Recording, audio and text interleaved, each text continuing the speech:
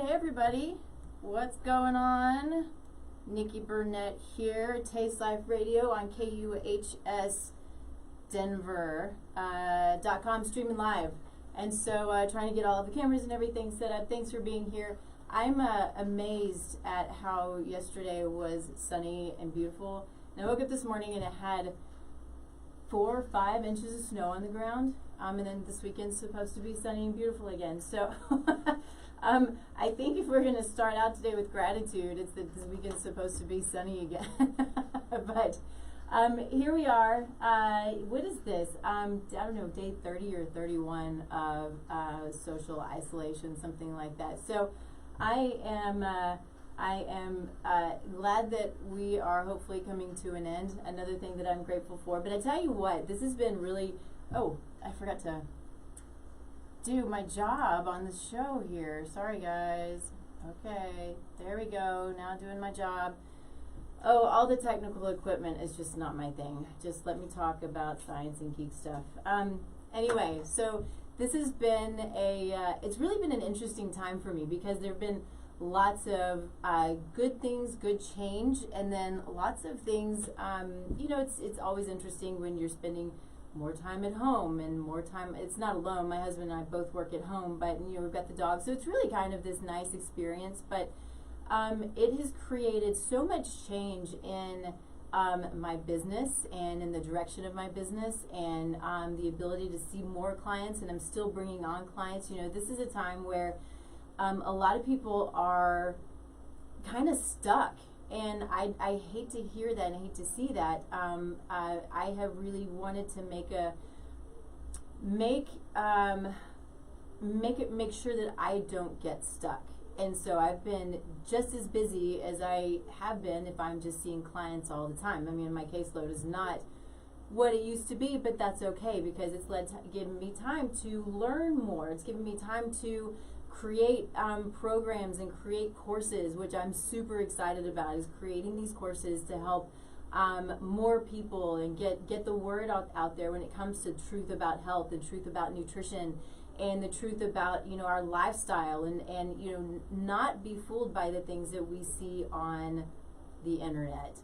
And it's those are the things that become really confusing when we have something that we're dealing with and we don't really go to the internet and then we read all of these things and it just scares us to pieces and we don't know what it is or why it is, and then what's the fix and what's not the fix, and you have all of these differing opinions. And that's why I love so much what I do, because I work really hard so I can find the answers, or at least have the answers, hopefully the most recent cutting edge answers, because what we know is science changes.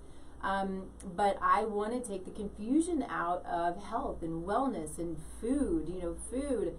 Oh my gosh, that's why I want to talk about food today, because food is this amazing thing. It's dogs and food. God gave us these 2 gifts that are just the most beautiful things in the world, and it's dogs and food. And I just love it, and I think it's a lot of fun. And that would be another thing that I'm grateful for today for food, for one, just this amazing thing, but the ability to kind of go and play with it and experiment with it. We are in a situation where we don't have any choice but to cook or eat from home, and hopefully we're making some good choices, some better choices. I know that our food choices in our home are really good.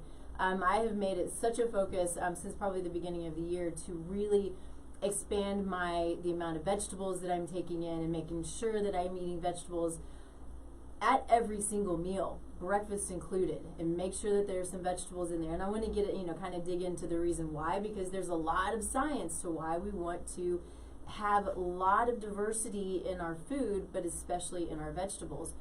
But I have over this time created this newfound love for mushrooms of all things. And you can go to the store and they have these amazing mushrooms that are big and beautiful and meaty, or all of these, I don't even know the names of all of them because most of them I hadn't heard of before, but they're so scrumptious, and you can almost use them like meat. And for somebody like my husband who's like, I hate mushrooms, leave mushrooms out of my meal, he's eating them with me every day. Not every day, that's too much, but but we're having a ton of fun with you know, a little bit of experimenting, cooking things that we hadn't cooked before, taking the time to have some fun with it. So, you know, as sort of, you know, in most cases, the eternal optimist, I want to take this time and make as much out of it and make it as good as I can and as fun as I can, because what I am hoping for is when we come on the other side of all of this, then what's going to happen is, you know, things will be different, fine, but I will not have stopped, and I will keep moving and keep going and keep transitioning. You know, it's this time is about transition and innovation and just doing what we can with it, whether it's with food or our work or with our family or whatever it is for you. Take it and make the most out of it. That is, and meditate. Okay, we did some meditation for the last show. We also, with all of this, have lots of angst, and I know I talk to people who are, you know, constantly playing out what are the potential ramifications. They're telling themselves these stories that we have no idea what the story is going to be, right? We're in it right now. We're not in it yet tomorrow, right? Or even in 5 minutes. We're in it right now. We got to make the most of right now and do our best to stop those wheels turning from and creating these stories when we don't know what it's going to be, right? We are here to create our own story. Let's create our own story and be grateful in what we have. And, you know, I maybe am being a little overly optimistic, but I don't really care because that's where I want to be. And so have fun with it. Have fun with your food. Have fun with your family. We are coming to an end. I fully believe that that's the case. And I'm excited about it. And so I really wanted to talk about food and kind of dig into the science of food and why it's important to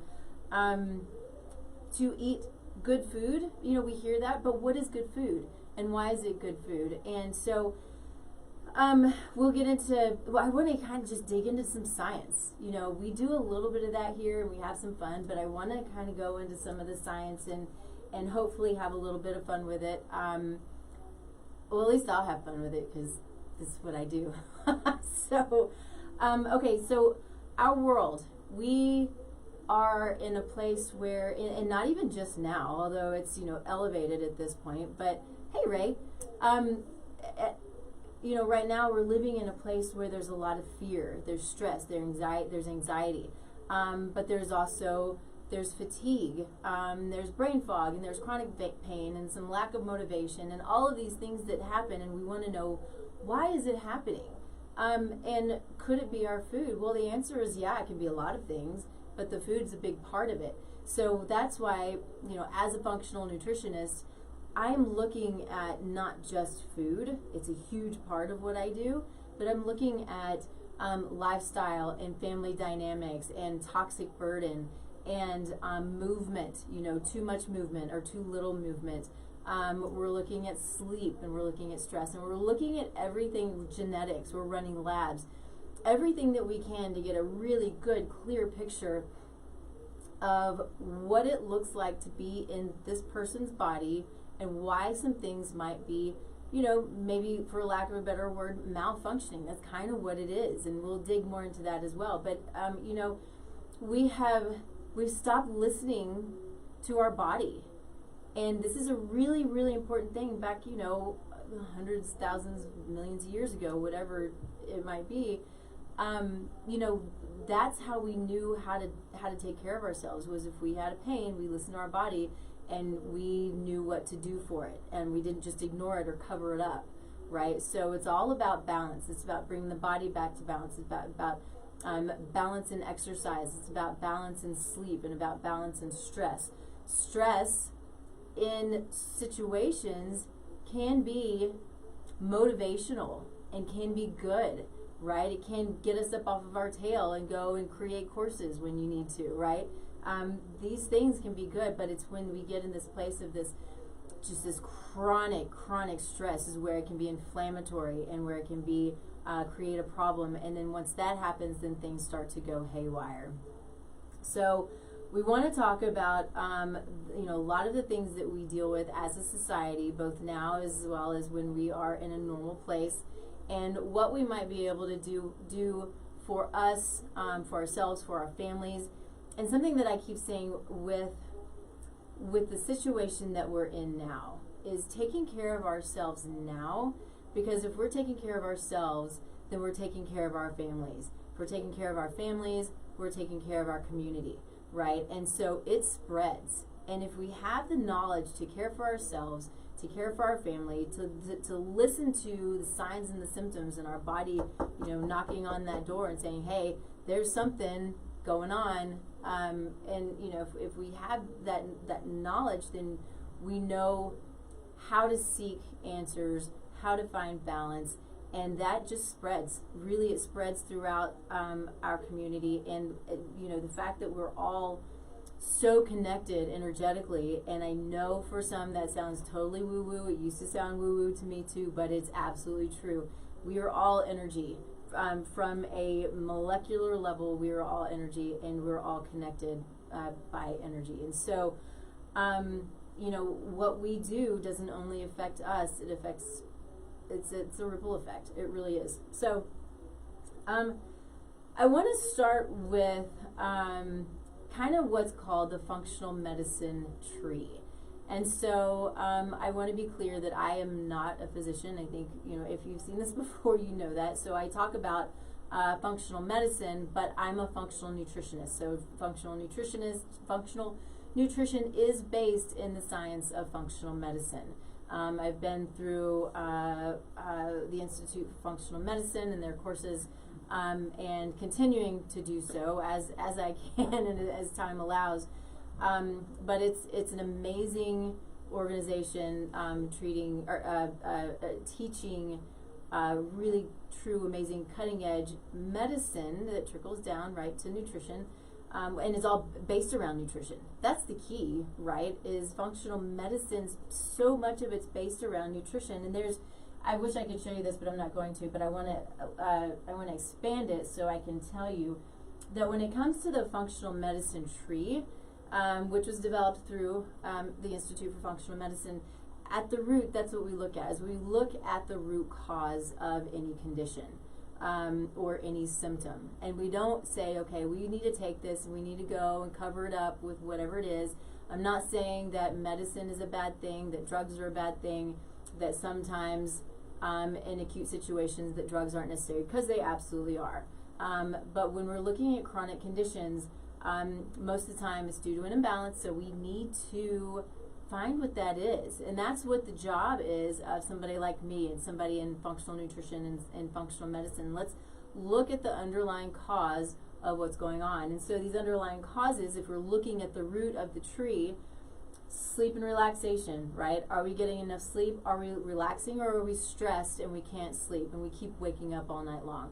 Puts an amazing amount of pressure on the body, and can be inflammatory, or will be inflammatory, really. Exercise and movement.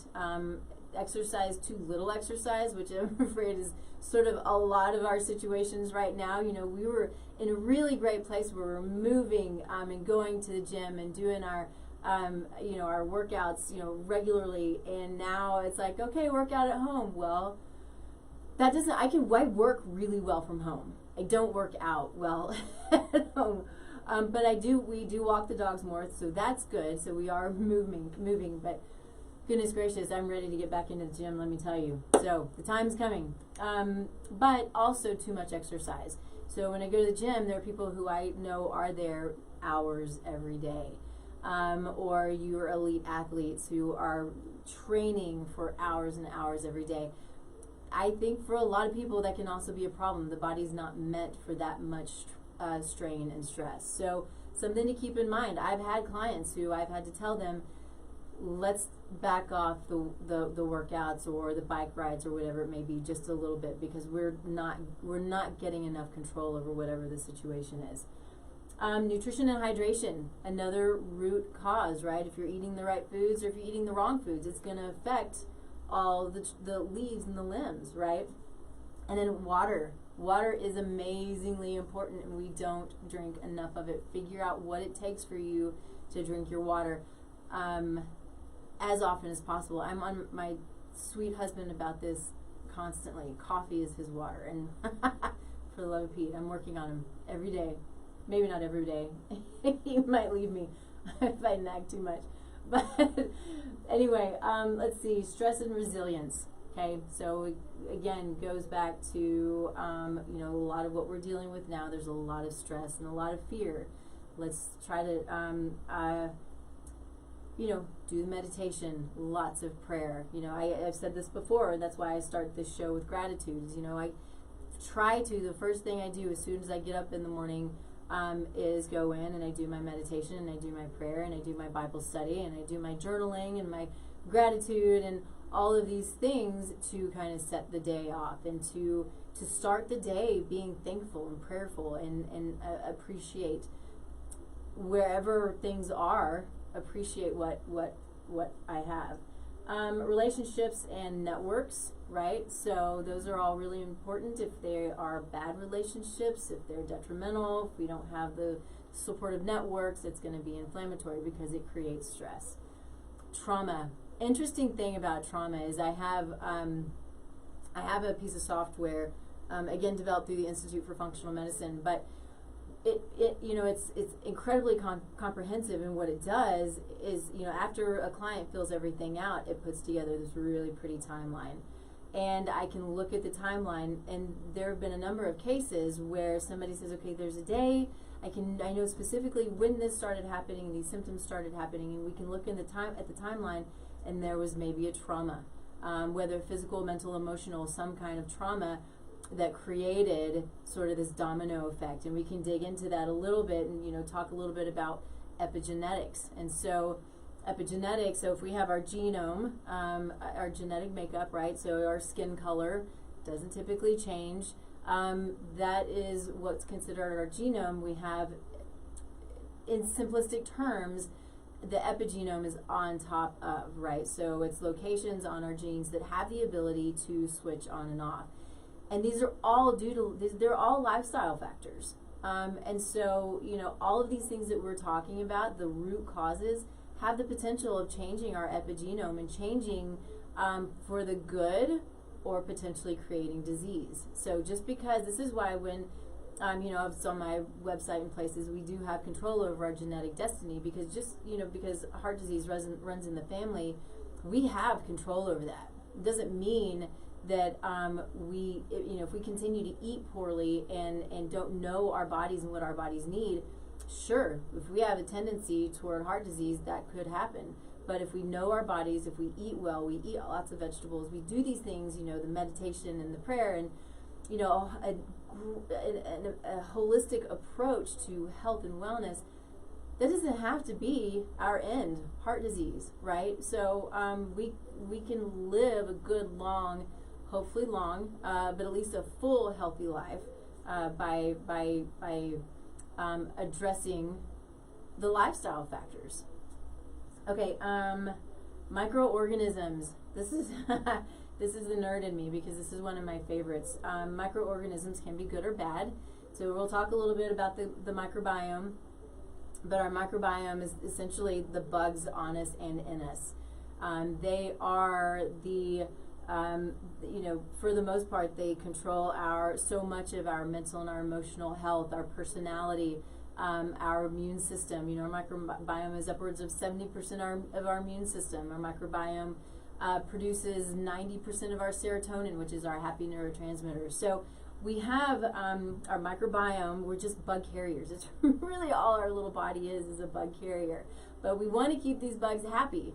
And so we have, we break it up into pieces, and we have, say, our, you know, gut microbiota and our oral microbiota.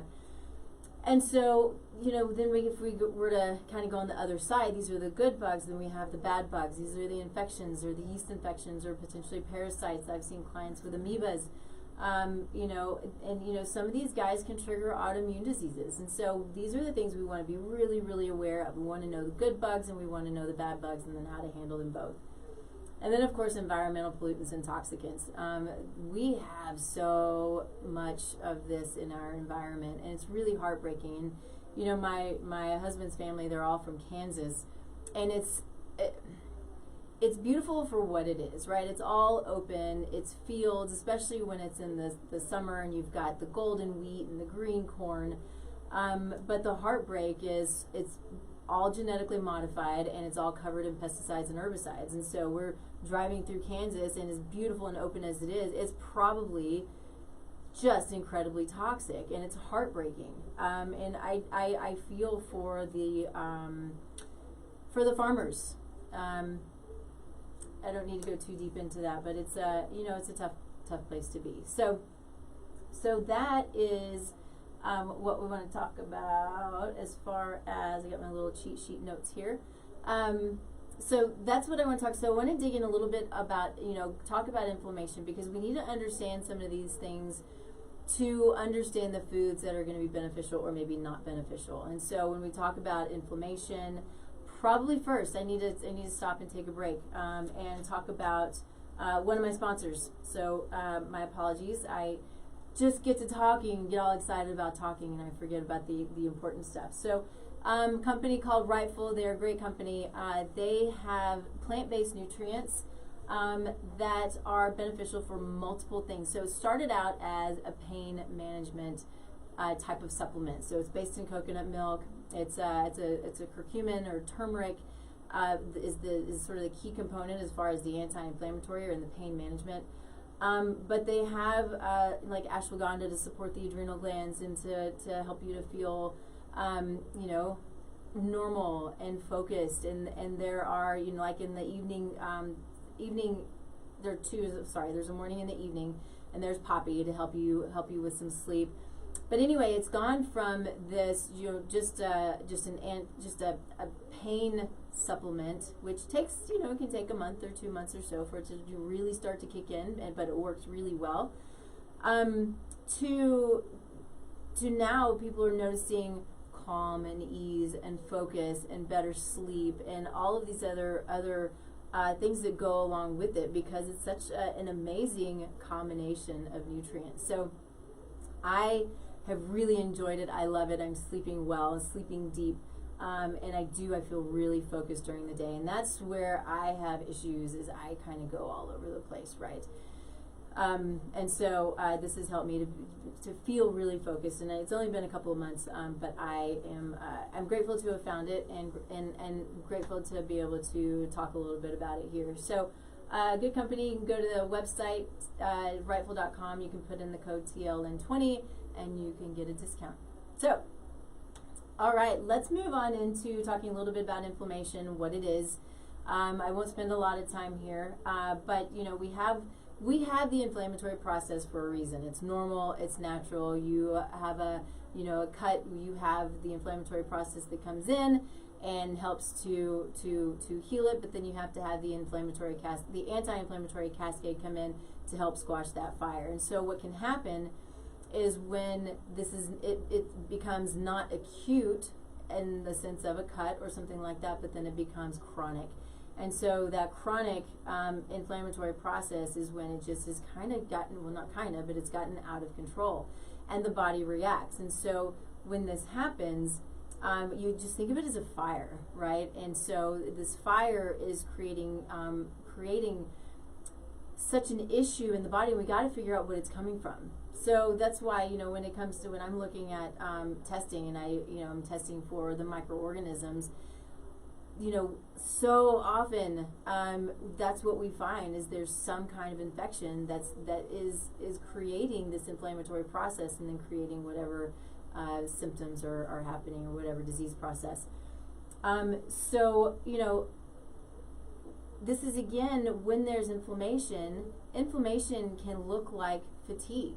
It can look like brain fog. It can look like depression, anxiety, pain, joint pain, gut pain. It can look like all of these things, lack of motivation, right? That's what inflammation can look like. And I think it can be different for a lot of people. We can have two people with the same condition, but they have different symptoms in some cases. So we got to understand what's happening.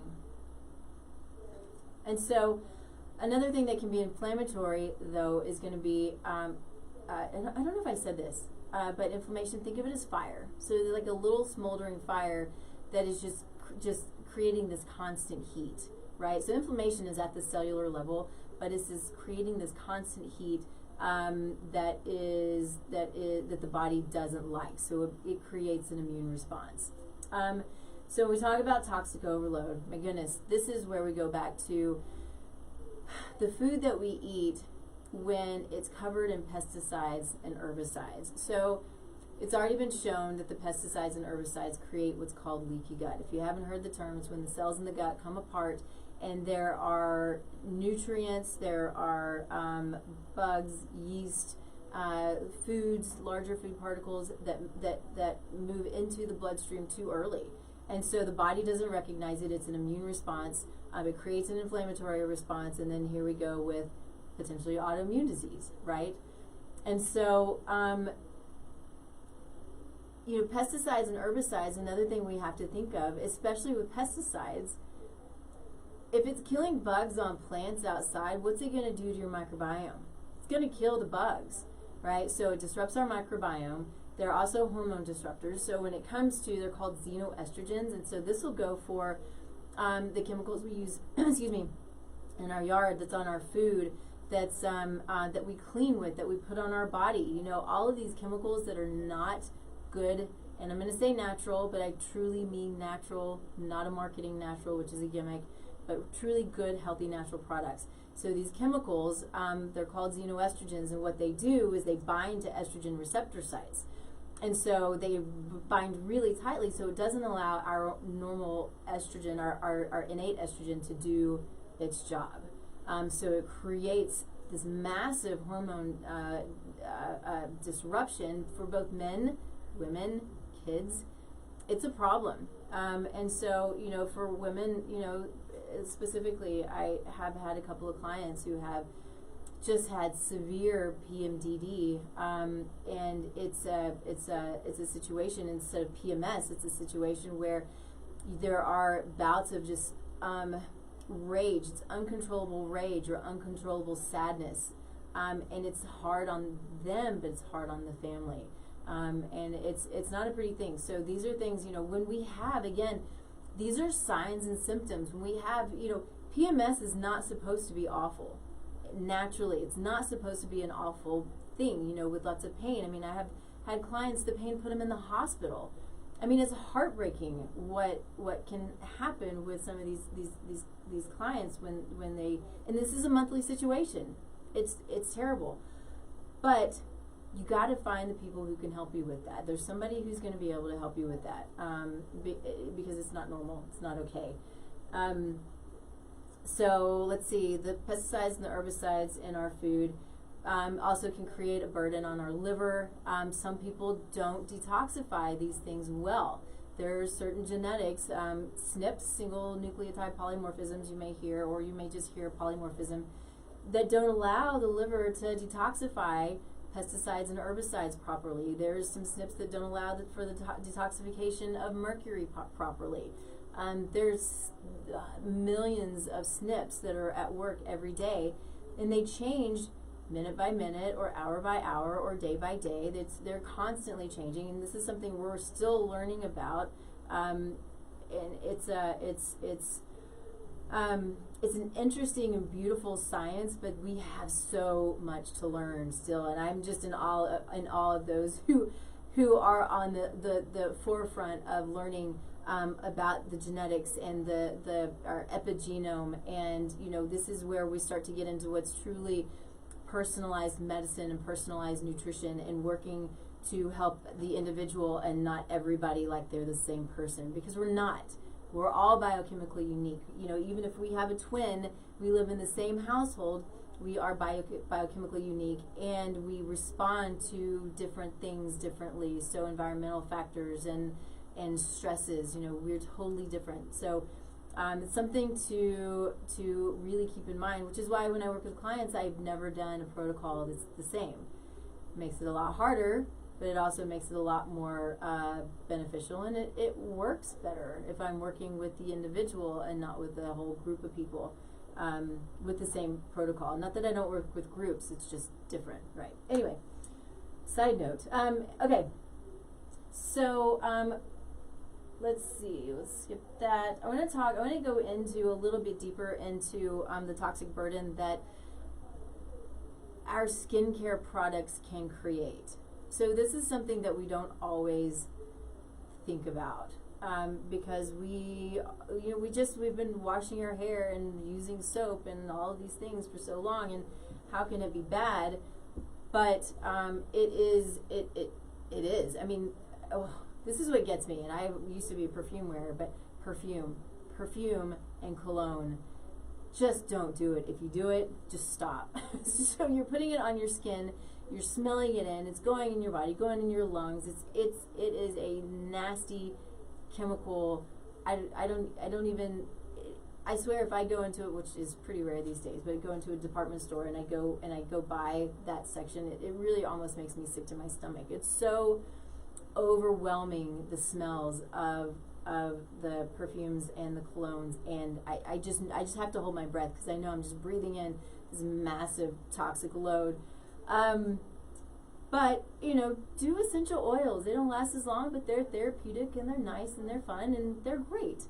So essential oils are I think they're a great alternative, and they are. And be careful with the just going to a store and grabbing them. You got to be really careful with the ones that you are using, because some of them are good and some of them aren't, especially if you're taking them internally. So I'll just tell you that the two that I like, I personally use doTERRA. I don't sell much of it really, because I don't know enough about it to sell. I just like it. Young Living is a good one too. Those are the only two that truly I would say are or the ones that are recommended, as far as I know. But again, that's not my world. I know people, if you have questions about it, I know where to send you to. But anyway, so the all of these lotions that like Neutrogena. I hope I don't get in trouble for that. I actually don't know. It's just not good. It is, especially like their sunscreens. That's a whole other topic. But things like that, you got be so careful. Read the ingredients. Read the labels. Go to environmentalworkinggroup.com. If I have a question about a product, I put in ewg.com, and then whatever that product or that the ingredient is, whether it's food or body care or a chemical, a cleaner in the house, something like that, and it'll come up and it'll give you so much information. It'll rate it, and you'll know exactly what you're putting on or in your body or in your environment. So Environmental Working Group is an amazing resource. I use them all the time. So go to the Environmental Working Group. Consider what you're putting on your floors. If you have kiddos, if you have dogs and cats, they're always on the floor. Their noses are close to the floor. The incidence of cancer in our animals is increasing exponentially. And obviously, if you paid attention to the show or my Facebook groups or Facebook Lives, dog health, I am such a proponent for caring for our dogs the way that we care for our family, because they are our family. And cats too. I'm just kind of a dog person, but feeding them real food, feeding them real raw food, and what actually comes out of the refrigerator. People are like, wait, you're talking about human food. I don't feed my animals human food. I feed them food. I eat food. I don't eat human food. So, but there are things that they should have, things that they shouldn't. So it's you want to be aware of what that is. But that's why I do what I do, so I can help you to know what it is that you should be feeding your dog. And so I'm just going to throw out my own little what's my word? Promotion, I suppose. And so every day at 4 o'clock Mountain, I do a Facebook Live called Real Raw Health, and Matt Rowe and I talk about dog food and feeding our dogs real food. We also talk a lot about human food and human nutrition. Okay, so moving on. We talked a lot about stress already. I don't know that I need to say more, except this is the thing that gets me, that I took away from I did a conference that was a brain chemistry conference, and the biggest thing, it was so intense, and that's certainly, it was over my head, but I loved it. But the thing that I took away from it is stress shrinks the brain. So think about that for a minute. If you're chronically stressed it's shrinking your brain. Okay, so I don't know if I need to say more than that, except it's that important to make sure you're managing your stress levels daily. We have to do it daily. All right. Sleep is such a tough one. Sleep is just tough because so many things can interfere with sleep. But I think if we have the ability, if we're looking at, so if we're looking at the root cause, if we're looking at the tree, and we're understanding what's going on in our lives and what's going on in our body and in our environment, and we start to address those, and then hopefully the sleep starts to get better. And if not, then that's when it's time to see somebody who maybe can help you. Is there something going on? Are there nutrient deficiencies? Are there neurotransmitter imbalances? Whatever the case may be. Sleep is a tough one, and lots of people aren't getting enough sleep, and it is inflammatory and really hard on the body. So I think I want to take a quick break and let you know first, this is KUHS Denver, streaming live. It's a great station, one of the top in the country. So good stuff, good station, good people. Say hi to Henry when you get a chance. And then our next sponsor is going to be a company, and I see Marva, you're on there. You know Zymogen. Zymogen's a great company. They have great products, and so I appreciate a company just like Rightful who does they do the hard work, right? They do the hard work to have science behind their products. They have the best products they possibly can. They don't put out trash. They support the practitioners support the clients and the patients, and I just appreciate them for who they are and for what they do. So I chose this product i5 today because it's kind of an all-encompassing product, and it's really good for people with some chronic issues. But it does, you can see here, it supports body composition and immune function, and I don't have to read them all to you, but it's a great product. So you can go to my website, tastelifenutrition.com. There's a Whole Scripts tab. So Zymogen, their ordering company is Whole Scripts, and you can put in the code Radio5 and get a discount there. You can, you can do the i5 or They have an amazing line of immune boosting products, as well as all of these other things that I don't have time to get into. But great company. So we hit a little bit on the microbiome and the importance of the microbiome in our health and in our mental and our emotional health, and we need to make sure that it is in balance. And so what does it look like? What happens when it's not in balance? Well, so we have our good healthy bugs, and then we have what's called opportunistic bugs, and then we have pathogenic bugs. And so the opportunistic, I always call them guys, but the opportunistic guys they're usually there naturally, but they're controlled by the good bugs, right? So they have their place, and they're doing their thing, and everything's fine as long as the good bugs are robust, okay? And then we have the pathogenic bugs. So those are the guys that just aren't supposed to be there, and create lots of problems and have the potential of triggering autoimmune diseases, chronic pain, things like that, chronic GI issues. So then what can happen is if we have too many of the bad bugs, the pathogenic guys, and then it ends up creating imbalance with the good bugs, and then that's when these opportunistic guys have the ability to get out of whack. And so it's kind of this cycle where things, once they start getting out of whack and we don't start to bring it back to balance, it has the potential of just kind of cycling out of control. Now, it doesn't always happen. If we are eating fermented foods and if we're taking probiotics and eating prebiotics are what feed our probiotics, so it's food that feeds the bugs. Then those are the things that it can balance itself out, right? It has the ability to balance itself out. But if it doesn't, then that's when we need to.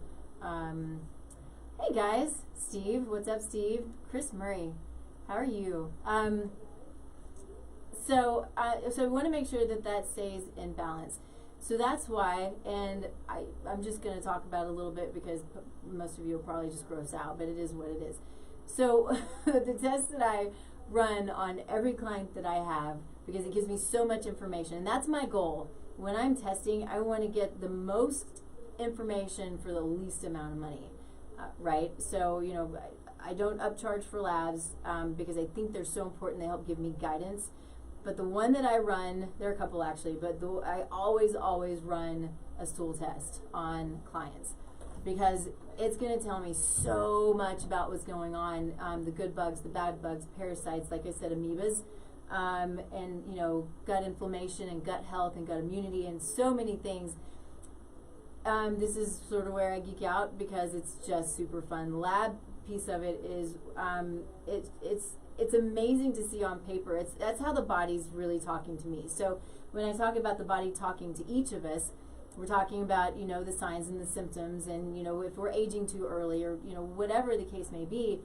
But having your body talk to me on paper is just super cool. And so it gives so much guidance on what we need to do to create a protocol for you, or if we just need to send you to your doctor, because that can happen as well. So super important to understand that the microbiome is it's a huge part of, like I said, the immune system, the endocrine system, the nervous system, the circulatory system, respiratory, reproductive, integumentary, which is of course our skin.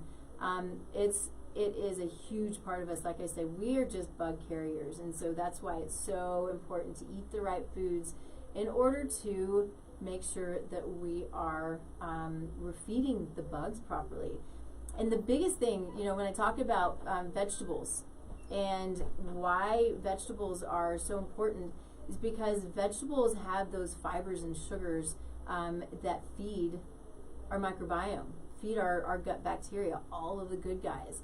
And so the wider the variety our vegetable intake, the wider variety our gut microbiome, which is a good thing. So I have often had clients come to me, especially those who are working out all the time and just trying to be as healthy as possible, but they come to me and say, well, I eat chicken breast and broccoli and rice every day because that's the best thing for me. And it's just not. Your body will revolt against you saying, I need something new. I can't stand this anymore. You know, I had a client yesterday who the sensitivity test came back highly sensitive to chicken. He's like, what? I eat chicken every day. I'm like, okay, there you go. No more needed to be said. So anyway, you know, where was I going with that? Oh, the wider the variety of food, our vegetables and our fruit, right? But really focus on vegetables and eat some fruit. The wider the variety and the more diverse our gut microbiome. So what I would challenge you to is when you go to the store, purchase something that you haven't purchased before. You know, something that I don't do enough of are root vegetables. Really, really supportive of our microbiome. And so my favorite thing, especially during the winter, but probably all the time, but taking those root vegetables. So think, you know, turnips and rutabaga and fennel. Oh, roasted fennel is like the best thing in the world. Sweet potatoes. If you've never had a white or purple sweet potato, I'm telling you, go out and get it right now because it is heaven. It's like it's already buttered and there's no butter on it. Anyway, but all of these things, you know, celery root is sort of a new one for me too. But put them, you know, chop them up, stick them in the oven in avocado oil, not olive oil. Don't cook with olive oil. And a little salt if you want to add, you know, some sage or some rosemary. All are amazing things, and it's heaven. And do lots of it. So then you'll have it for a couple of days or 3 days or whatever it is, or you can feed a large family. You know, make it work for you. But that's what I enjoy. And so you're getting all, you know, you're diversifying your foods. And then if you're making a salad, all kinds of different foods, you know, different vegetables in there. So don't just do a couple of lettuces and some tomatoes, right? You really want to do smaller amounts of lots of things. You really want to diversify. And that's what makes it fun too, right? I mean, food should be fun. You know, so many of us have kind of a unhealthy relationship with food, and I get it. But as we're talking, it's hard to have an unhealthy relationship with vegetables unless you just don't like them, which I know someone who's that way, so we're working on that. Yes, diversify your foods. Also, I think that a good one, or a good thing to keep in mind, are fermented foods. Now, caveat to that, there are certain people with certain conditions that can't do fermented foods, or even raw vegetables, right? But those are things, that's when we're out of balance, and we gotta deal with it and bring it back to balance, and then we can bring those things back in. So, but, for most of us, making your own sauerkraut, it's water and salt and cabbage, and you put it in a jar and you let it sit for a couple of weeks. I mean, it's like the easiest thing in the world. And it creates creates all of these good, healthy bugs that are beneficial for us. So play with something like that. Kombucha for some is good. It's also made with tea, so tea has caffeine in it, so you want to be aware of the caffeine if you're not sleeping. There's kombucha with coconut water now too, which there are a couple that I found that I really like. My favorite, I'll just say it, is GT's. Good stuff. What else do we want to talk about? Let's talk about, so I'd say, there's some other ones, like, miso is a great one. Of course, if you heat it, you're going to kill the bugs, but miso's a good, healthy, fermented soy product, right? So if we're going to do soy food, we want it to be, or soy beans, we want it fermented. I don't believe that edamame is necessarily healthy. I don't believe that we should do soy milk and soy, all of these soy proteins and things. I think it's a really bad idea. But organic, fermented soy products, tamari, I love, miso, natto, things like that. Those are good options as far as soy is concerned. Let's see, what else am I talking about? I think that's it as far as that's concerned. So I want to dig in to just kind of dig into food, right? So I know we're starting to talk more and more about food, but the things that are so beneficial to us and why. So we've heard of, phytonutrients, and we've heard of things like DIM. Maybe you haven't heard of DIM. So DIM is in cruciferous vegetables. And it's a really interesting nutrient because it does a couple of things besides it's just healthy, but it helps our phase 1 liver detoxification. So it supports the liver.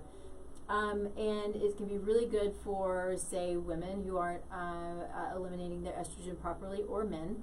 And so it's also an anti-cancer, has anti-cancer properties. So cruciferous vegetables being broccoli, cauliflower, kale, why aren't more coming to me right now? Bok choy, I have my cheat sheet. Bok choy, cabbage, Brussels sprouts. Love Brussels sprouts. Can't wait to eat lunch now. And then what else do we have?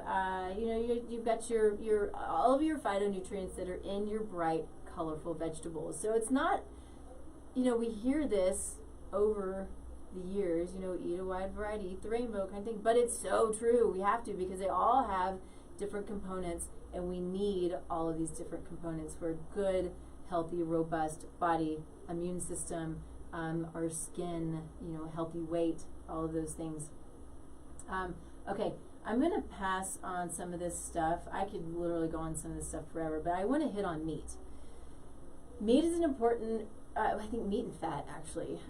What do we do first? Let's talk about fat first, because I think it kind of leads into meat. And so fat is, there's our good fats and our bad fats. And so one of the things that I want to say first and foremost, because this is such a sad, I was going to say misconception. It's not even a misconception. It is really bad marketing, mean marketing.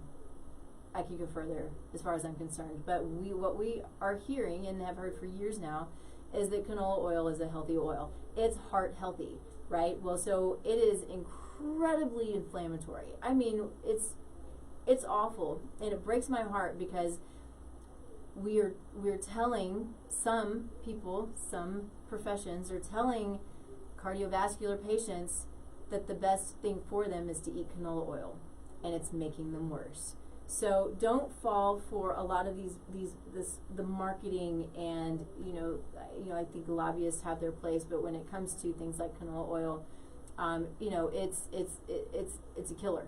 It is. So just don't do it. That anything that's trans fats, these fake butters, makes me crazy. Vegetable oils, corn oil, cottonseed oil, all are terrible, genetically modified. pesticides, herbicides, and they are processed in a way that it's high in toxins.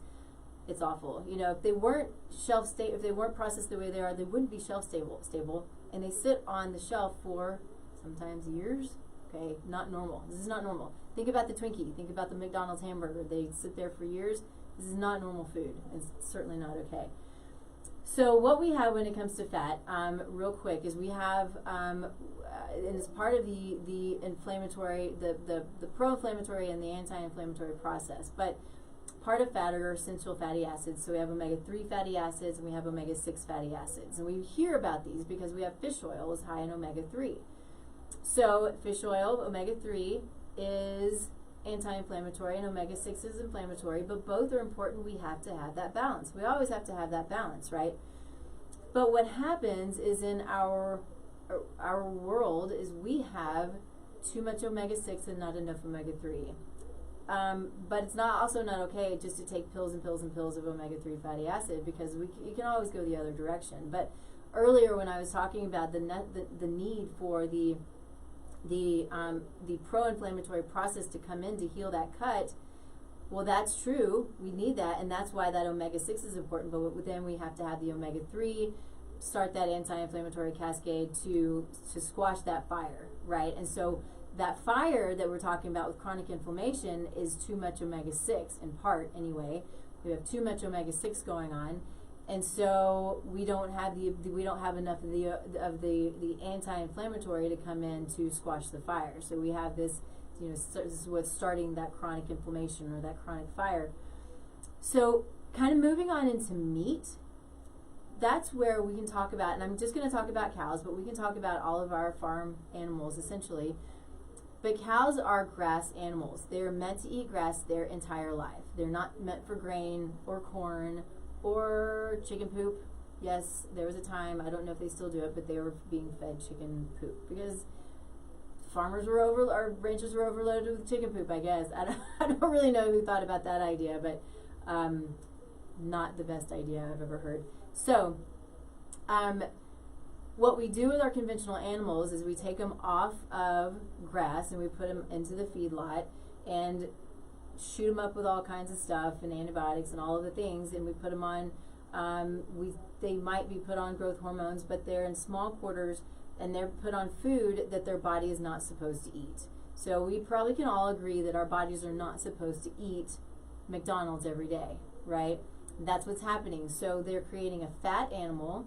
Think about the marbling, right? The marbling is okay to an extent, but when we start to increase that omega-6, it becomes an inflammatory fat, and there's too much of it. So you have an inflamed, obese animal, and there's a component called, if you go to the gym much or if you're into working out, it's conjugated linoleic acid, or CLA for short, and you take it for body composition. It's a great thing, and it's natural in animal muscle tissue. But you take them off grass, within 2 weeks, that CLA is gone. And so an animal on grass has a balance of omega-6 and omega-3 fatty acids. It has lots of healthy body composition CLA, or body composition promoting CLA, anyway. And it is a healthy animal for us to eat. But we take them and you put them over here, and the conventional animal is not a healthy animal to eat. So you got to understand that those things that are in all of this inflammation, this obesity, and this yuck that's in this animal over here, it's in us if we eat it. So that's why it's so important to understand the science behind the food and what we're doing to our animals. And you should know too, I've been vegetarian, I've been vegan, I've done the whole thing, and I am a science girl, I'm a data girl, and the data tells me that we're meat eaters. Some need more, some need less, depends on our genetics. But what I truly believe when it comes to our animals, that it is a necessity. We're here to serve them while they're here. We take care of them, we give them the right food and the right environment and all of the right things. We treat them with love and kindness, because in the end, for a lot of them, they're serving us to keep us healthy. So that's why we got to get away from these conventional methods, these conventional farming and ranching methods, and start to treat our animals nicely, because if we're treating our animals nicely, we're treating us nicely. It's just the way that it's supposed to be. It truly is. So we're kind of coming to the end of our time. I think the other thing that I want to hit on will probably take us to our end is gluten and why gluten is a problem. And so gluten, there are a lot that believe that, gluten-free is a fad, and I get it. There's a lack of understanding of the history and what it means. And we've been eating gluten and wheat for, since almost the dawn of time, right? And then we started farming it. And, so what has happened over, since the, turn of the century, just before, is the Industrial Revolution. That's what I was trying to say. Wasn't working for me. But what's happened is we have scientists who have hybridized the wheat grain, and so hybridization different from genetic modification. So hybridization. Oh my goodness, my words. Hybridization is when you put two things that would actually come together in the wild. So you have two different types of wheat grains. They'll come together and they'll hybridize themselves. So this is a normal process. Genetic modification being if you put together, say, a salmon and a tomato. That would never actually happen in the wild. It's impossible. But that's what genetic modification does. So at this point, wheat is hybridized. I do believe they're working on genetic modification, but it's been a while since I've looked that up.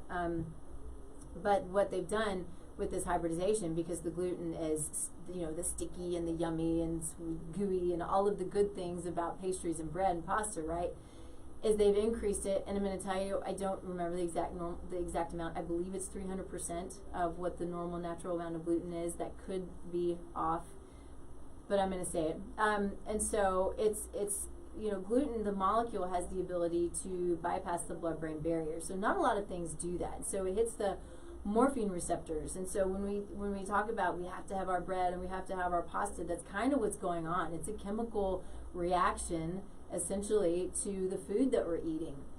And what gluten can, so we have gluten being high in pesticides and herbicides, bypassing the blood-brain barrier. It also increases a chemical called zonulin. So we were talking about leaky gut earlier, where when zonulin goes up, the cells come apart. It's a regulatory molecule, so it's natural, it's normal, it's supposed to happen, but it's not supposed to go up and stay up.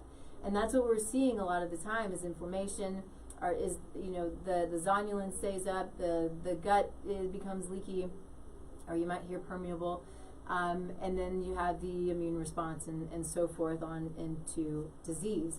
And so there are lots of things that can increase zonulin. You get drugs and alcohol and I would believe sugar, but gluten is definitely one of those things. And I tell you what, when I look at genetics of my clients, you can see the potential. Remember the word potential is key word there, but their potential toward gluten sensitivity. And the entire time I've been practicing and looking at these genetic reports, I've seen one person who didn't have a single SNP to gluten, one. And my bet is it doesn't really matter, because I think, hey Teresa, hey Philip, I think that because of what gluten is, even if you don't have the SNPs, if you came to me and you had no SNPs for gluten sensitivity, but you still had an autoimmune condition, I would tell you you cannot eat gluten, period, because of the inflammatory, because it is so inflammatory. So I am at 11 o'clock. I didn't hit much on dairy. I think the only thing that I'm going to say about dairy is conventional dairy is bad news. The only dairy that might be beneficial for some people, depending on their genetics, depending on their health status, is going to be raw dairy. So yogurt, not good unless you make it at home, right? So kefir, not good unless you're making it at home, or it's coconut. We have to get away from milk feeding us calcium and protein, because the processing degrades the product and it creates mucus and yuck in the body. And for those with autoimmune conditions, it is downright inflammatory. Even raw milk would not put anybody on any kind of milk with an inflammatory condition or inflammatory or autoimmune condition. So We just have to understand, you know, there are things that feed us really well and things that don't. Milk is mostly not going to feed us well. It's not going to promote health or protect us. Gluten, same with gluten. One thing real quick, going back to gluten, here in the States is mostly where we've messed up our gluten so terribly. If you go to Europe, most people, unless they have celiac, most people have the ability to eat it without a problem because they haven't hybridized their wheat. They have all heirloom grains, and it's a beautiful thing. So I'm going to stop with that. You can go to my website, tastelifenutrition.com. You can go to my Facebook page. I do a couple of Facebook Lives on a regular basis, Real Raw Health and Functional Friday, first Friday of the month.